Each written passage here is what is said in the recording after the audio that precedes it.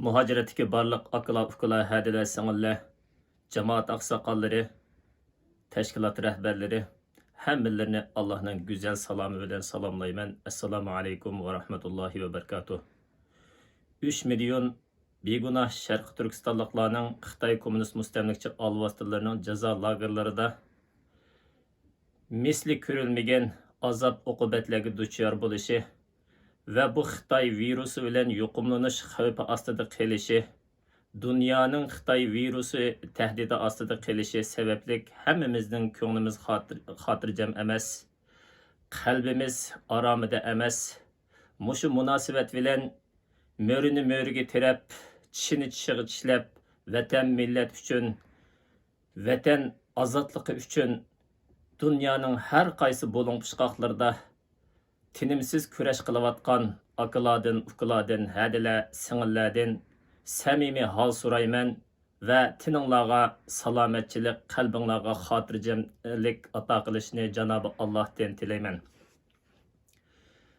Ve bu vahimilik kunlardan Allah'ın izni bilen ve bir-birimizga mehr shafqat yetkazish bilen chiqib ketishimizga ishoncim komil ekanligini bildiraman va mushuning muvaffaq qilishini Janobi Allohdan samimilik bilan tilayman. Xo'sh, 2-3 kun oldida Dangdang ismli birisi Abdullah Kökyarga shikoyat deb meni bo'lmag'ur til ahanetler bilen o'rinsiz tillab video ishlab taqitibdi. Men Facebook'ta bo'lmaganligim uchun ba'zi qarindoshlarim, yurt aqsoqollari mening mushundaq bir ekronga chiqib, mushundaq fitna ig'volarga, kishilarningki yuz obro'yini go'riga elishda qonunsiz ahvollarga xalqqa bir tushuncha berishimni talab qilganligi uchun bu videoni haqqasinglarning huzuriga ishlayotiman. 2016, 2017, 2015 yılları, yani bunundan 7 yıl mukaddem mening qiyni inim Muradil Ekber Saudi Arabistan ve Türkiye aralığında yaşaydı. Meni hammanglar bilisizlar, men 13 yıldan beri Şvetsiyada yaşayotiman. Türkiye, Saudi Arabistan degan yerlarga mujiq qatirmayman, bormayman. Meningki Şvetsiyada ishlarim bek aldirash. Dangdang isimli bu şikayetçinin deyişçe 2016 yılları mening qiyni inim Saudiyada yaşayotgan mezgillerinde bula vatandan bir zeminchilik qilish uchun o'tniverganmishlar yoki shirik tijorat qilganmishlar. Bu tarpi yana men uchun qorong'u. Bular bu ishni kelishamay keyincha Türkiye'de birlarining deyişçe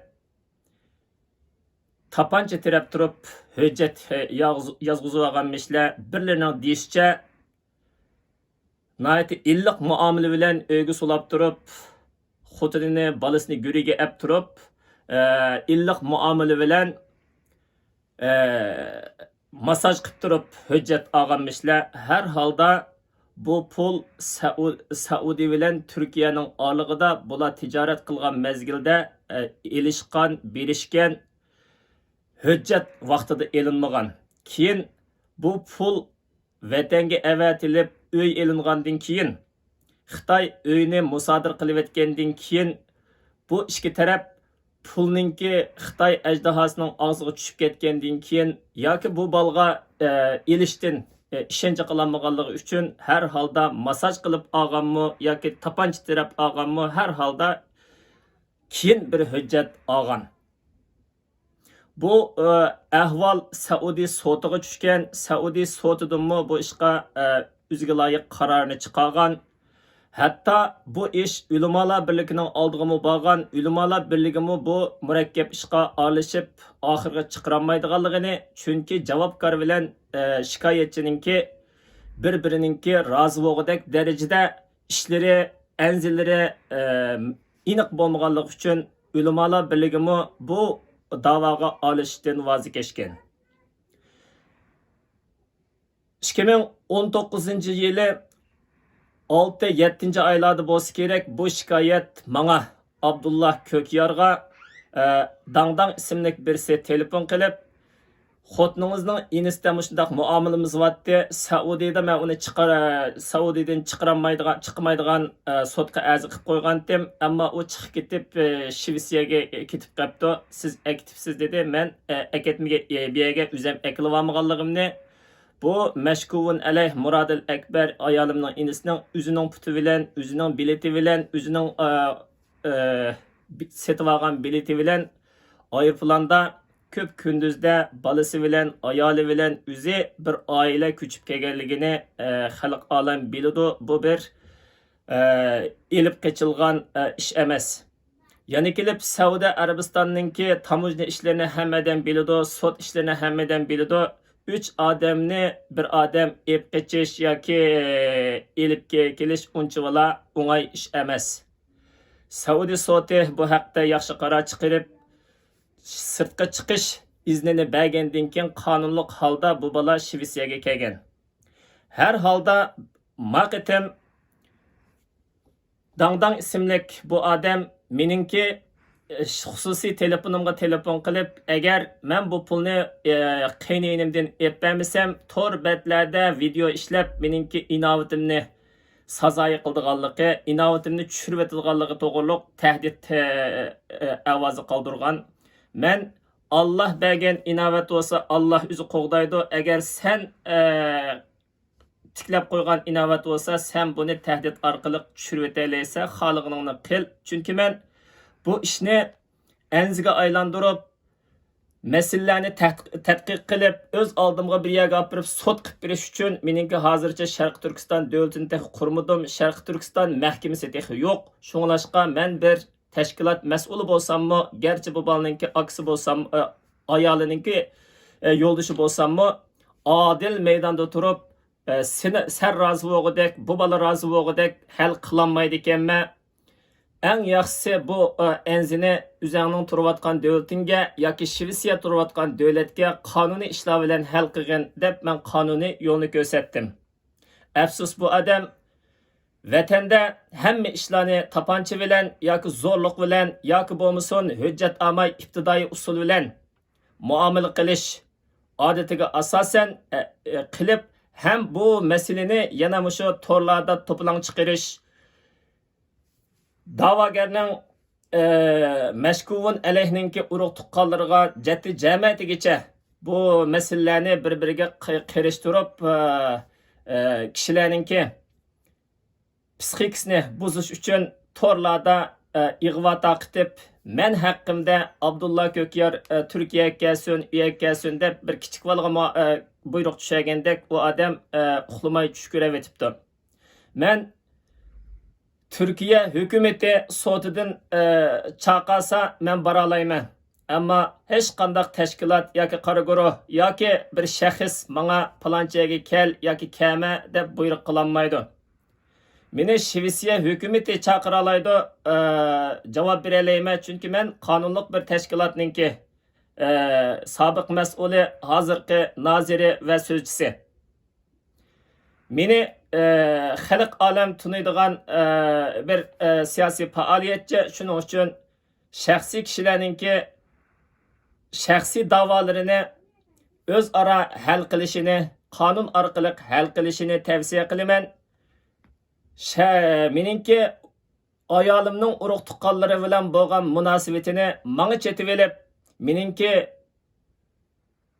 100 obro'yimni guriga elish orqali pul undirish tushlaridan yenishini tuvanlik bilan ogohlantiraman. Agar Mashkuvun alayh Dangdang ismli odamning har qanday shikoyati bo'lsa, Turkiya oliy sotiga, yuqori sotiga, tuvan sotiga arz qilsa bo'ladi. Shvetsiya oliy sotiga, tuvan sotiga, yuqori sotiga arz qilsa bo'ladi. Shikoyat qilingan Muradil Akbarmi o'zininki haq huquqini qo'g'dash uchun Shvetsiyaning oliy soti, tuvan soti, yuqori soti, Turkiya sotiga arz qilish orqali hujjat isbotlarni ko'kitib, qonun orqali o'zininki ishini ayrim bir taraf qilsa bo'ladi. Dangdang ismli bu odamning har qanday bir bahona sababni, qonunsiz bahona sabablarni ko'kitib, mening Abdullah Ko'kyar degan nomimni bu videolarda shipi keltirib, suiiste'mol qilishini va meningki yuz obro'yimni guriga elish harakatini qonunliq harakat deb qarag'ili bo'lmaydi. Dunyoning har qanday bir yerida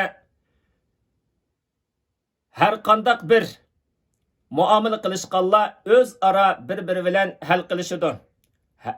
Muomala qilinguvchilarning urug' tuqqanlarga, yaqin yo'riqlarga bu iqtisodiy muomalalarni aralashtiruvasi bo'lmaydi. Ba'zilar Allohni o'rtaq qo'yishi kerak, Allohdan qo'rqishi kerak debdi.